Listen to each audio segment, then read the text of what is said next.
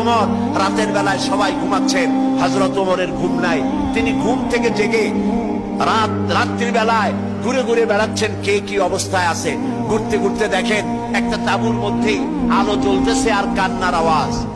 আস্তে করে কাছে গেছেন, যে দেখেন একটা মেয়ে লোক কি জন্য রান্না করতেছে আর বাচ্চাগুলি পাশে বসে কাঁদে।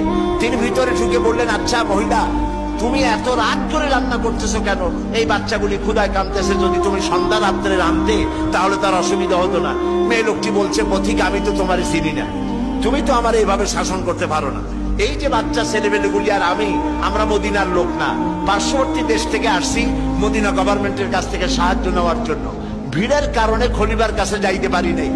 আমার ছেলেগুলি 2-3 দিন না খাওয়া, আর এই যে হাড়ি, ওর মধ্যে কোনো গোশত না, পানি আর পাথর দিয়ে নাড়াচাড়া করতেছি যাতে বাচ্চারা বসে যে গোশত রান্না করতেছি।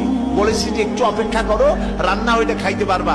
কিন্তু বাচ্চাগুলি এত ক্ষুধার্ত, কোন রকমেই তারা আমার কথা শুনতে চাচ্ছে না, কাঁদতেছে। হযরত ওমর বলেন, এটা শুনে আমার মনে হলো যে আমার পায়ের তলা থেকে মাটি খসে যাচ্ছে। হযরত ওমর বললেন, মা তুমি একটু অপেক্ষা করো, দেখি আমি তোমার কোনো উপকার করতে পারি কিনা। হযরত ওমর দৌড় দিলেন। ইতিহাস বলছি, গল্প না। হযরত ওমর বাড়িতে চলে গেলেন। বৃদ্ধ হযরত আসলামকে ডাকলেন, বললেন, আসলাম বস্তা নিয়ে আসো, বাইতুল মালের দরজা খোলো, বস্তার ভিতরে আটা ঢুকাও, পেঁয়াজ ঢুকাও, তরি তরকারি ঢুকাও। ঢুকাবার পরে বললেন, বস্তা বন্দি করে দাও। বস্তা বান্ধা হলো। হযরত ওমর বলেন, আসলাম রে, এবার এই বস্তাটা আমার মাথার উপরে উঠায়া দাও। হযরত আসলাম বলছেন, আমিরুল মুমিনিন, এই বস্তা বহন করার জন্য আমি খাদেম উপস্থিত আছি। হযরত ওমর বললেন, না, আজকের বোঝা আমার মাথায় উঠাও, কারণ কিয়ামতে তোমাকে আসামি বানানো হবে না। যে দৃশ্য আমি দেখে এসেছি কিয়ামতের দিন, এর জন্য আল্লাহ আমাকে আসামি বানাবেন। আমার বোঝা আমার মাথায় উঠাও। আটার বস্তা মাথায় নিয়ে হযরত ওমর দৌড়তে লাগলেন। অর্ধেকটা পৃথিবীর প্রেসিডেন্ট হযরত ওমর আটার বস্তা মাথায় নিয়ে দৌড়াচ্ছেন। তাঁবুর কাছে গিয়ে বস্তা ফালালেন। বস্তা খুলে আটা বের করে বললেন, মা রুটি বানাও। নিজে তরকারি কুটলেন, রান্না হয়ে গেল। তিনি বললেন, বাচ্চাদের আমি খাওয়াই, তুমি তোমার মতো খাও। 2 বাচ্চা 2 উরুতে নিয়ে হযরত ওমর বাচ্চাদেরকে রুটি খাওয়াচ্ছেন। মহিলাটি লক্ষ্য করে দেখলেন যে হযরত ওমর রাদিয়াল্লাহু তাআলা আনহু বাচ্চাদের খাওয়াচ্ছেন আর তার চোখ দিয়ে পানি পড়তেছে, দাড়ি ভিজে ভিজে পড়ছে।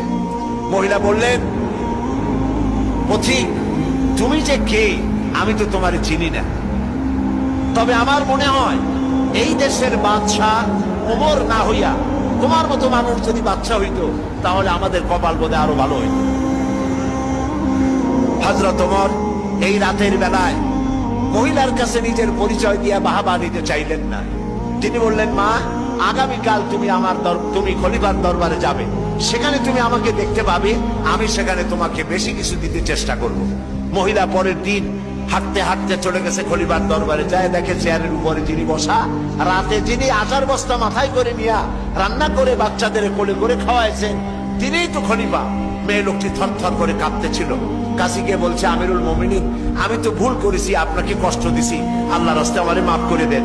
হযরত ওমর দাঁড়ায় গেলেন, বললেন, বুড়ি বললেন, মা আমার কাছে মাফ চাইও না, উল্টা বরং আমারে মাফ করো তুমি, কারণ তুমি বলার আগে আমি খোঁজ নিয়ে তোমার কাছে খাবার যে সময় মতো পৌঁছতে পারিনি, এই জন্য কিয়ামতের দিন তুমি আমাকে আল্লাহর দরবারে আসামি বানাইও না।